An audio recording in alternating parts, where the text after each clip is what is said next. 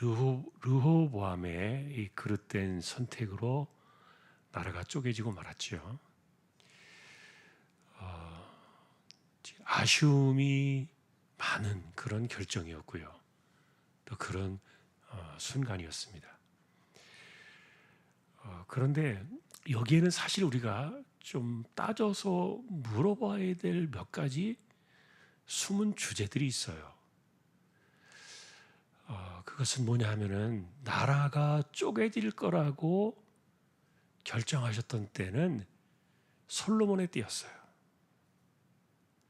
아버지 대 그것이 이미 결정된 사항이었고, 그리고 결정적인 실체 가운데 하나는 르호보암은 이게 하나님의 뜻인지 아닌지도 몰랐다는 거예요. 야, 이것은 너 아버지 때 내가 심판하려고 이미 결정한 거야. 네가 선택하든 말든 어떤 걸 선택하든지 나라는 이미 쪼갤 거야, 내가. 예를 들면은 이런 상황이 전제되어 있었던 거예요. 왜냐하면은 솔로몬 그 말기에 하나님께서 여기 15절에 말한 것처럼 아히야로 하여금 그 당시에 여로보암에게 약속을 주셨어요. 그런데 그것을 솔로몬이 들었는지 안 들었는지는 모르겠습니다. 그런데 어쨌든 사람들이 자꾸만 여로보암을 따르니까 솔로몬이 여로보암을 죽이려고 했지요. 여로보암을 죽여가지고 화근에 싹스를 잘라버리려고 했는데 도망을 갔어요. 애굽으로. 솔로몬 죽을 때까지 숨어 있었던 거예요. 거기서. 솔로몬이 죽고 나니까 이제 당장 이 르호보암에게서 무슨 일이 벌어졌습니까? 백성들이 그동안에 억눌려 왔던 그것을 들고 왕에게 나왔잖아요. 자, 어떻게 하시렵니까? 그리고는 뒤로는 여로보암을 딱 세팅시켜 놓았던 거예요. 만일에 왕이 여전히 우리 편이 되지 않고 그냥 권세만 부리려고 하면은 우린 딱 떨어져 나갈 것이다. 백성들은 이미 다 세팅을 끝내놓고요. 여로보암 모셔놓고 대답만을 기다리고 있었어요. 그런데 이제 우리가 생각해 보면 불행한 것은 아마도 처음에 사울 왕을 세울 때에도 사무엘이 기름을 부었잖아요. 그 기름을 부을 때도 사람들은 몰랐어요. 그리고 또 다윗의 집에 찾아가서 사무엘이 그 막내였던 다윗을 굳이 불러서 찾아다가 기름을 부었던 것도 아무도 몰랐어요. 그것은 이제 기름을 부은 사람과 기름 부음을 했던 선지자와 그리고 당사자만 알고 있었던 내용이죠. 근데 이렇게 나라가 쪼개질 거라고 말했던 이 사건도 아히야라는 선지자와 그리고 당사자였던 여로보암은 이미 하나님의 약속 가운데 결정된 사건이었어요. 그래서 이런 것들을 보면 이 르호보암이 이렇게 결정하는 게 무슨 의미가 있나? 이미 다 하나님께서 결정해놓고 판을 다 짜놓으시고 이런 것을 주시는 이유가 뭔가? 이렇게 좀 생각해 볼 수도 있어요. 그러나 우리가 성경적인 관점에서 굳이 이런 것들을 허용하시고 말해주시는 이유가 있다면 하나님의 뜻이 아무리 결정되어 있을지라도 그 가운데서 사람의 선택과 결정을 존중하시는 이런 하나님의 방식이 고스란히 남아있어요. 자, 그러니 르호보암은 사실은 하나님의 뜻이 어디에 있는지를 알지 못했다 할지라도 이 르호보암이라는 사람이 본질적으로 경건한 사람이었다면 지혜로운 선택을 했을 겁니다. 그런데 아까도 말했던 것처럼 이 나라를 쪼개겠다고 이미 결판을 내셨던 것은 솔로몬 때였는데, 근데 우리가 생각해 보면 그런 거예요. 그래서 여러분 생각하실 때 르호보암은 아무런 책임이 없는데 아버지가 저지른 그 악행의 그 심판의 대가를 아들인 내가 이렇게 떠안고 가야 되나? 이렇게 억울하게 생각할 수도 있는 그런 배경이 깔려 있었다는 말이에요. 그런데 성경은 그런 의도를 전혀 나타내고 있지 않았거든요. 왜냐하면요, 그 밥의 그나물이에요. 그리고 이 솔로몬의 나빴던 것들은요, 아들에게 고스란히 내려가요. 그래서 우리가 보면은 늘 우리가 하는 이야기입니다만 가랑비에 옷이 젖잖아요. 그리고 자기가 막 욕을 하면서 배워가잖아요. 여러분 그거 보셨어요? 예를 들면요, 제가 군에 있을 때 오래전 이야기입니다만 그런 생각이 나더라고요. 사실은 저는 그 당시에 광주 그 민주화 사건이 일어나고 막 그럴 때 제가 군에 가가지고 박정희 그 대통령이 죽은 지 얼마 안 돼가지고 막 혼란이 일어나고 군의 1급 비상 그 사태가 벌어졌던 그때 제가 군에 있었는데, 그러니까 다 실탄을 메고서 우리가 군 생활을 했단 말이에요.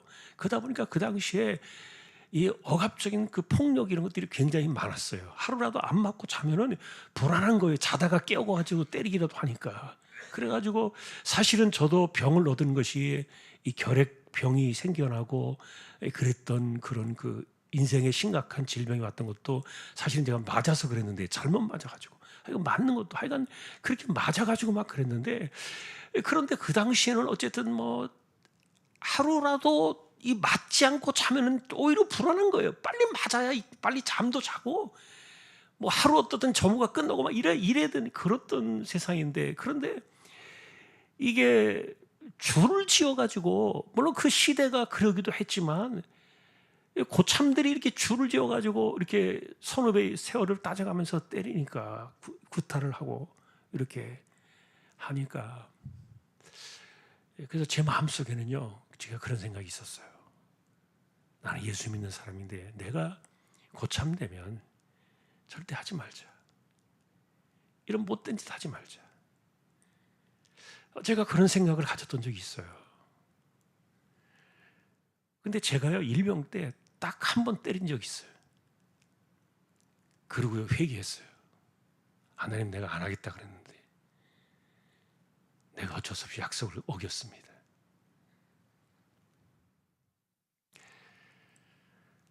그런데 기독교인들의 삶에는 어쨌든 세상을 거슬러 가는 그런 힘이 있어야 되는데, 그런데 일반적으로 그렇지 않은 사람들은요, 그 욕하면서 다 배워요. 옛날에 며느리가요, 자기 그 시어머니, 못된 시어머니 얼마나 욕을 하고 그렇게 살았겠어요. 그런데 고스란히 시어머니가 되었을 때 똑같이 한다 그러잖아요. 이게요, 더 나빠지지 그거보다 덜 하진 않아요. 참 이런 것들이 우리가 살아가는 삶의 그 아이러니한 악습의 패단들인데, 교회에서도요, 못된 짓 하는 사람이 있잖아요. 그러면 그 사람을 그대로 욕하면서 배워요, 그대로. 이건 교회든 세상이든 가정이든 어디든지 다 그래요. 그래서 사실은 우리가 신앙적으로 뭔가를 결단하고 결정할 때는 내 대에서 끊어내야 되겠다. 이 안 좋은 악습은 내 대에서 끊을 거야. 이런 그 신앙적인 결단이 있어야 이게 하나님 백성들의 선택의 그 삶을 바꾸는 이런 것들이 오거든요. 그 안 좋은 모습들을 바라보면은, 그리고 이것은 우리가 성경적으로 옳지 않다, 하나님 기뻐하시는 일 아니다, 반대로 가야 돼요. 분명히 그거 해내야 돼요, 우리가. 근데 솔로몬의 아들 르호보암에게서는 그런 것들을 기대할 것이 하나도 없었단 얘기예요. 자, 그러나 우리가 가능성을 생각해 봐요. 만일에 이 사람이 정말 그 아버지의 그 대를 이어가지고 우상을 쫓아갔던 그 우상을 솔로몬이 직접 섬겼다는 말은 아니에요. 그러나 1000명이나 되는 그 왕비들, 후궁들이 다 자기가 섬기던 그 우상을 하나씩 들고 왔잖아요. 그리고 그들을 신앙을 허용하다 보니까 왕들의 그 궁실을 그 집들을 다 지어주고, 그리고 그들이 가지고 온 그 산당들을 다 허용해 주었잖아요. 그러니까 예를 들어서 생각해 보세요. 예루살렘 주변에 그 자기들이 가지고 온 그 신을 섬기는 산당이 1000개만 있다고 생각해 보세요. 이게 무슨 벌집 쑤셔놓은 것처럼, 이게 예루살렘인지 무당의 처소인지 분간이 안 될 거예요. 이것을 솔로몬이 했던 거거든요.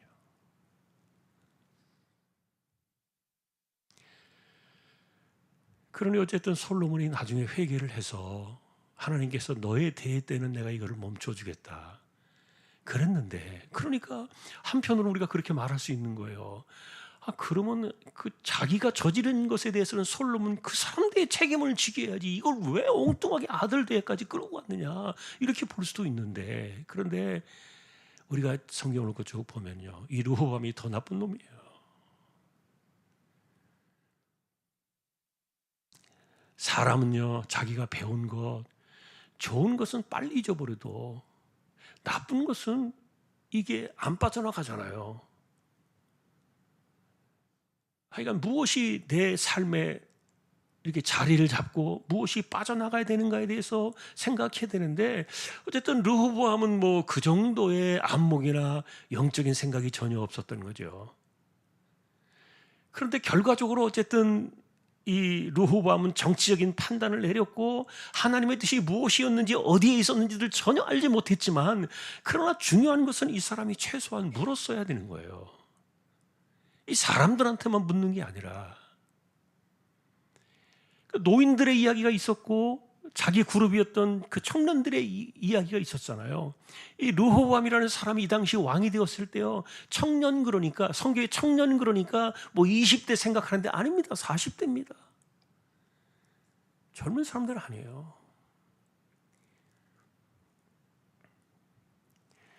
그런 어쨌든 그들이 말하는 세월과 세상과 노인들이 말해주는 세상은 달랐던 거예요. 적어도 이 같은 동년배의 세대에서 말하는 사람들은요, 어쨌든 왕에게 아부를 할 수밖에 없고, 왕에게 잘 보일 수밖에 없고, 왕의 마음을 환심을 사서 자기들의 자리를 보존해야 되니까 이런 식으로 말할 수밖에 없었고, 그러나 노인 세대는 정직하게 세상을 보는 거죠. 왜냐하면 그 사람들은 르호보암에게서 무슨 떡고물을 얻을 것이 없기 때문이에요. 그 사람한테 뭐 잘 보여가지고 무슨 뭐 관직 하나 차지하고 뭐 이런 그런 전혀 그런 것들이 없기 때문에 이 사람들은 객관적으로 정직하게 그 세대를 보았던 거예요. 그리고 어쩌면 이 노인의 세대는 사람들의 움직이는 소리를 들었겠죠. 그리고 이미 다른 지파 사람들이 여로보암을 애굽에서 몰래 데려다가 놓고 세팅까지 다 시켜놓은 것을 사실은 이 왕만 모르고 있었던 거거든요. 그런데 노인들은 그런 분위기를 감지했을 수도 있고, 그런데 어쨌든 무엇이 옳았는가에 대해서 그 당시의 판단과 선택으로는요, 우리는 결과적으로 잘못된 선택을 내렸다고 말하지만, 그러나 그 당시엔 이것이 잘못된 것인지 잘된 것인지 하나도 모르는 거예요. 한치 앞을 모르는 거예요. 그런데 결과적으로 보니까, 이렇게 되어지고 나서 보니까 이 해석을 이렇게 내린 거예요. 이것은 아이야를 통해서 예언하셨던 그대로 하나님께서 이것을 행한 것이다, 이렇게 말한 거예요. 그 말씀이 응한 것이다, 이렇게 말한 거예요. 결국 그것은 뭘 의미합니까? 하나님이 버려두셨다는 얘기예요. 미련한 선택과 지혜롭지 못한 선택과, 그리고 하지 말아야 될 선택하는 이런 것들 속에는요, 공통점이 하나 있어요. 하나님께서 뭔가를 지금 하시려고 하실 때, 그런 것들을 다시 말하면 나쁜 쪽으로 선택해 나갈 때는 매맞을 만한 지금 짓을 하게 하는 거예요. 지금 이렇게 르호보암이 지금 매맞을 짓을 하고 있는데, 그런데 하나님께서 하나도 깨달음을 주지 않으세요. 내버려 두셨어요. 그래서 하나님이 버려두시는 이런 일들이 얼마나 안 좋은 결과를 가져오는지 몰라요. 자, 그래서 우리가 반대로 이제 이 말씀을 정리하면서요. 자, 여러분, 우리가 하나님께서 이미 어떤 것을 결정하셨는지 모르잖아요. 그런 나의 선택이 어떤 결과를 가져올지 모르잖아요. 이거를 해야 돼, 말아야 돼. 아니면 지금이야, 아니면 세월을 좀 더 두고 봐야 돼.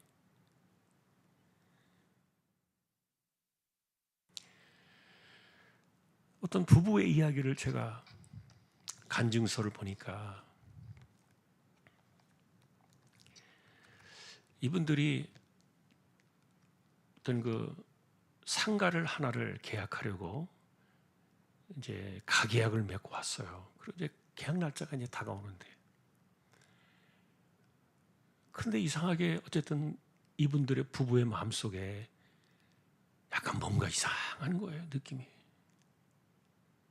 그래서 계약하는 그분에게 부탁을 했어요. 3일만 좀 여유를 주세요. 3일 후에 계약서를 쓰겠습니다.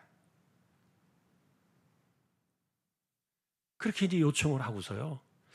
하여간 뭔가 마음속에 뭐 이상해가지고, 그래서 그 3일 동안에 기도를 한 거예요. 하나님, 우리 지금 이 상가를 계약해가지고 뭔가 하려고 하는데 이건 뭘까요? 하나님 뜻이 혹시 뭔가요? 물으면서 기도를 드렸어요. 그런데 그 3일 사이에 이 계약을 하려던 그 사람이 사기 고발당해가지고 구속이 됐어요. 계약금하고 그 상가에 걸려있는 돈을 한꺼번에 다 날릴 뻔한 거예요. 근데 일반적으로 우리가 계약서 날짜를 쓰는 날짜를 정해놓으면 이게 연기 안 하거든요. 가계약을 하고 언제 계약합시다. 그러면 그 날짜 딱 맞춰서 하는 것이 일반적인 관례인데, 근데 날짜를 받아놓고서 하여간 하나님께서 기도를 하게 하신 거죠.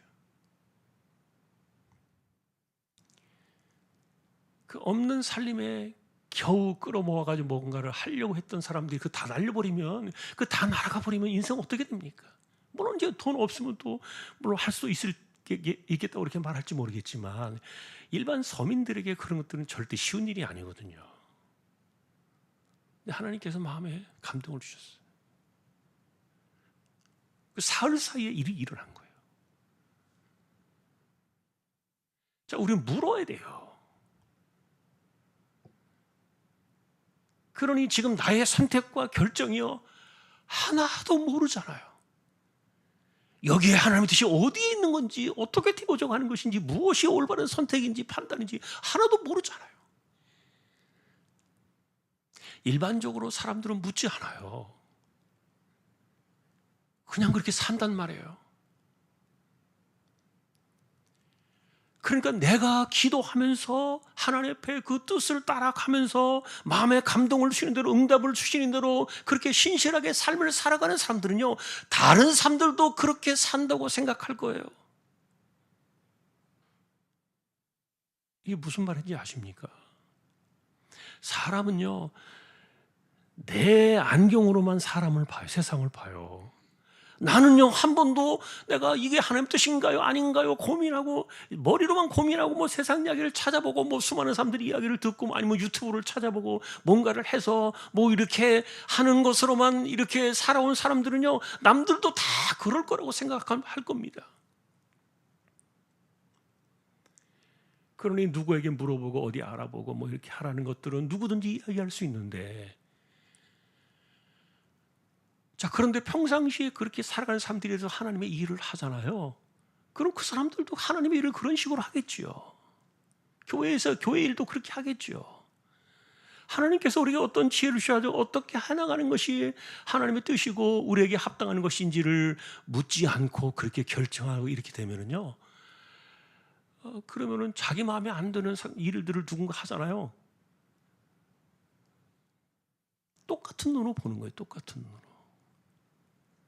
내가 그렇게 하고 있으니까 저 사람도 그렇게 할 거라고 생각해서 내 마음에 안 들면은 그래서 반대하고 싸우고 이렇게 할 수도 있는 거예요. 자, 근데 우리가 성령을 따라 살아간다고 이야기를 할 때 우리가 하나님께서 우리 마음에 감동을 주시고 지금 내버려 주셨다고 제가 말씀을 드리고 있는 겁니다. 하나님이 르호보암을 내버려 두신 거예요. 이 더 나쁜 놈이었으니까요. 하나님께 은혜를 부어주실 이유가 없는 사람이에요. 그런데 이 사람이 실제로 하나님께 묻거나 이렇게 하나님의 뜻을 구하는 그런 것들이 전혀 없거든요. 이게 정말 얼마나 중대한 일이었고 심각한 일이었는가에 대해서 이 사람은요 깨달은 마음조차도 없는 거죠. 자기가 결정하면 다 따라올 줄 아는 거죠. 이런 사람은요 뭘 해도 다 똑같은 결정을 내려요. 자, 하나님이 어떤 사람들을 내버려 두시느냐?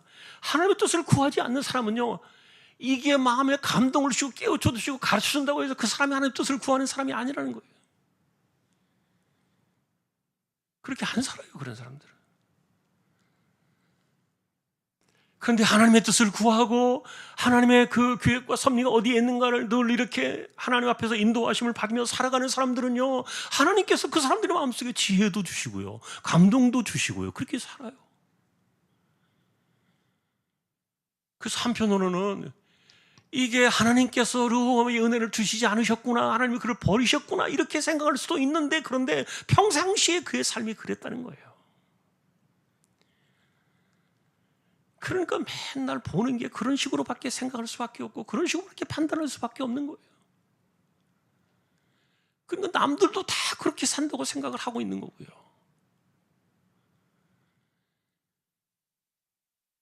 자, 그래서 여러분 우리가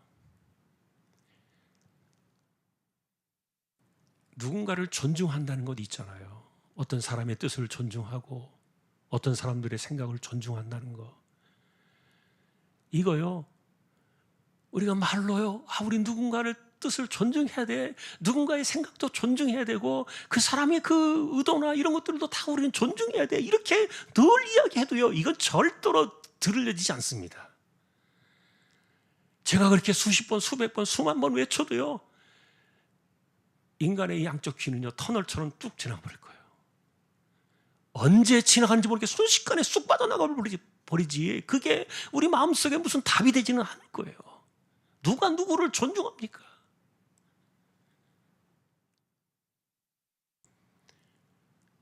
그런데 어떤 사람들은 어떤 사람이 존중하느냐 하는 거죠. 어떤 사람이 그렇게 하느냐라는 것은 하나님께서 그에게 뜻을 가르쳐 주시고 하나님의 뜻을 구하고 하나님의 뜻을 찾아서 순종하며 살아가는 사람은요 내가 그렇게 살기 때문에 다른 사람도 그렇게 사는 줄 알고 그분에게서 나타나는 것들이 하나님의 뜻이라는 생각들을 하는 거예요. 나만 하나님의 뜻이고 이게 나만 옳은 것이고 나만 하나님의 생각이라고 생각하는 사람은요 그건 하나님의 생각으로 살아가는 사람이 절대 아닙니다. 그건 자기 독선이고 자기 신념이고 자기 그 고집일 뿐이지 믿음이 아닌 거예요.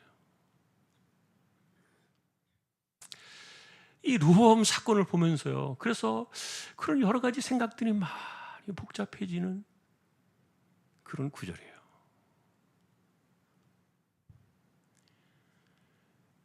자, 우리가 다시 이제 결론으로 돌아가서 보면은요 하나님께서 말씀하실 수 있잖아요. 야 르호보암아 너 지금 선택 잘해야 돼. 너 이거 잘못하면 나라 쪼개져.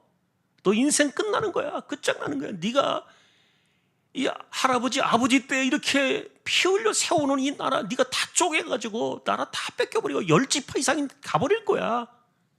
너 정신 차려 똑바로 해. 이게요 절대 말 안 해요 하나님이. 어떤 사람에게만 말해 주실까요? 평상시에 내가 하나님의 뜻을 구하며 사는 사람들 그들에게 가르쳐 주시는 거예요.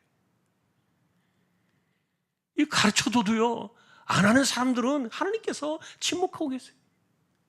하나도 모르는 거예요. 그래서 이 르호보암의 사건을 보면요 이게 복장 터지는 그런 사건들이 여기 들어있어요.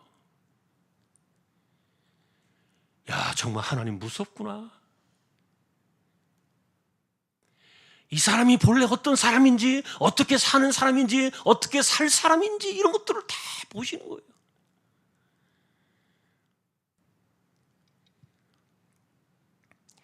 일체 가르쳐주지 않았어요. 야, 참 정말 무섭다. 그래놓고는 잘못된 결정을 내리실 걸 뻔히 알면서도 가만히 계셨어요, 하나님께서. 결판나고 난 이후에야 비로소 선지자 보내가지고 알려주신 거예요. 너 그럴 줄 알았어? 이거 하나님께서 이미 정하신 거야. 이런 그 내용이 오늘 15절의 구절이거든요. 자, 그래서 오늘 우리는 이제 반대로 이 부분을 보면서 결론을 내리는 거예요. 어쨌든 하나님의 뜻을 구하지 않았다는 거, 이건 명확한 사건이에요. 그리고 하나님의 뜻이 어디로 가는가를 물어야 되는 거예요. 그러면 반대로 말입니다. 우리가 이제 이렇게 이야기해 볼 수 있겠죠. 그러면 르호보암이 청년들이 아니라 자기 동년배가 아니라 노인들의 말을 들었더라면, 그래서 마음을 좀 더 유하게 하고 자신의 권리와 권위와 권세 이런 걸 좀 내려놓고 백성들을 좀 더 다독이고 다 이렇게 보듬어 주었더라면 결과는 달라졌을까? 만일 이렇게 묻는다면 성경에 없는 이야기지만 저는 확신합니다. 제가 보는 성경의 해석의 관점으로는요, 분명히 달라집니다. 안 달라질 수가 없습니다. 하나님께서 반드시 솔로몬의 때에 그것을 쪼개겠다고 약속하셨던 하나님의 결정된 사건이지만, 시간을 미루시든지 아니면 그것을 조금 더 이렇게 부드럽게 하시든지, 아니면은 이 여로보암으로 하여금 이 나라를 세우겠다는 그런 명분들을 하나님께서 이것을 약화시키시든지 뭔가를 하셨을 거예요. 그러니까 선택의 기회를 주신 건데,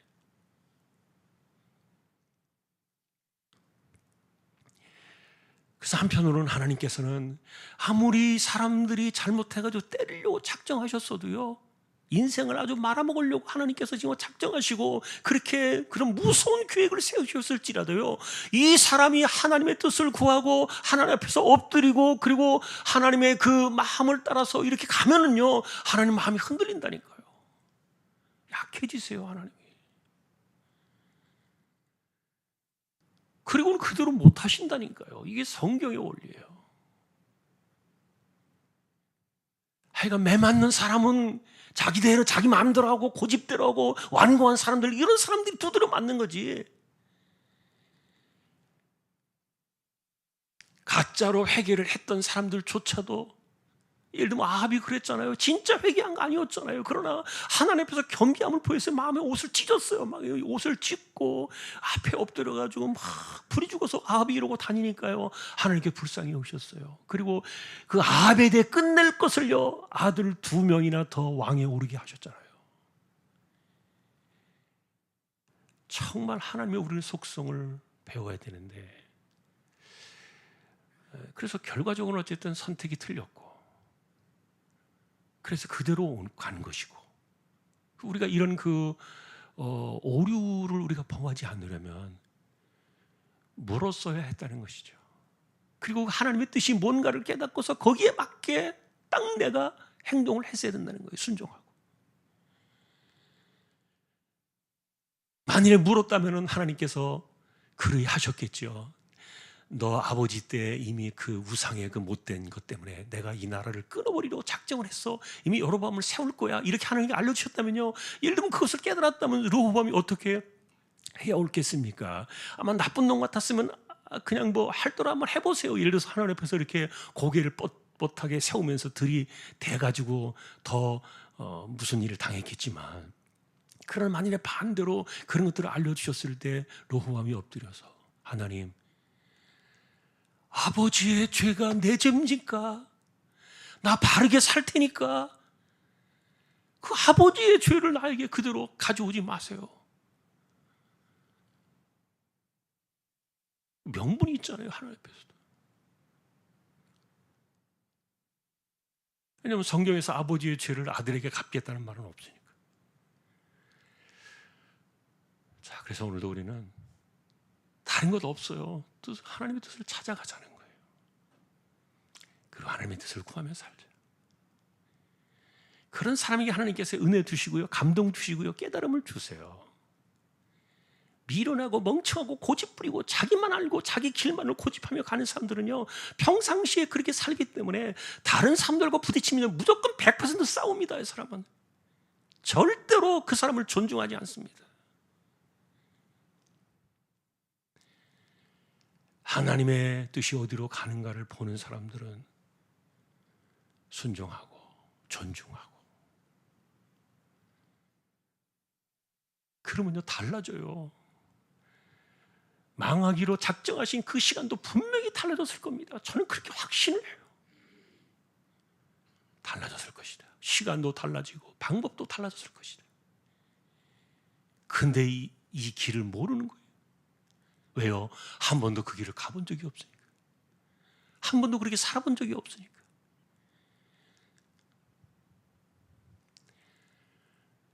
자, 그래서 신앙은 삶이어야 돼요. 내 삶을 통해 성경대로 살아가는 그 삶이 내 삶이 내 것이 되어야 진짜 그런 것들이 역사 속에 나타나는 것이죠. 자, 오늘도 우리는 르호보암의 이야기를 좀 이렇게 여러 가지 배경들을 통해서 살폈어요. 하나님의 뜻을 구하며 살아가는 하나님의 지혜로운 사람들 모두가 될 수 있기를 주님의 이름으로 축원합니다. 우리 오늘도 기도를 드릴 때요, 주여 나로 하여금 하나님의 뜻을 구하며 살게 해주십시오. 하나님의 영이 내 마음속에 감동을 주시고 내게 깨달음을 주시고 나에게 지혜를 주시고 나의 삶을 인도해 주시는데 내가 순종하고 내가 어떻게 하면 될 것인가를 깨닫게 하시고 그대로 살게 해주십시오. 기도해야 돼요. 또 이 땅을 위해서, 그리고 우리 가운데 병든 사람들, 암과 특별히 싸워나가는 분들을 하나님께서 지켜주시도록, 또 이 나라 이 민족을 하나님께서 주권대로 역사해 주시기를, 사람의 뜻이 아니라 하나님의 뜻이 나타나기를 우리가 기도해 주시고, 선교지와 또 특별히 미얀마 땅, 내전과 지진으로 고통당하는 그 땅을 하나님께서 불쌍히 여겨주시도록 우리 함께 주여 외치고 기도를 드리겠습니다. 주여!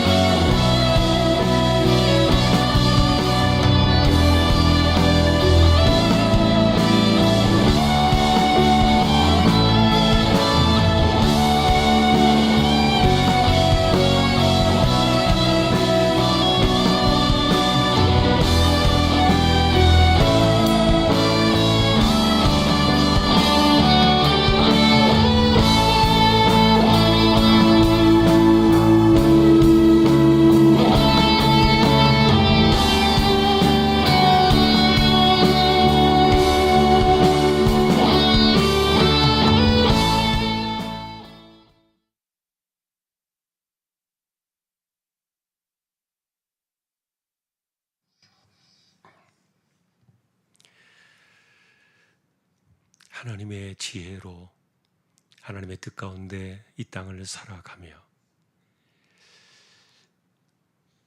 사람의 선택과 결정에 인생을 맡기지 않고 하나님의 뜻을 구하며 하나님의 뜻을 따라 이 땅을 살아가며 교회든 가정이든 생업이든 무엇이든 하나님의 뜻 가운데 승리하기를 원하는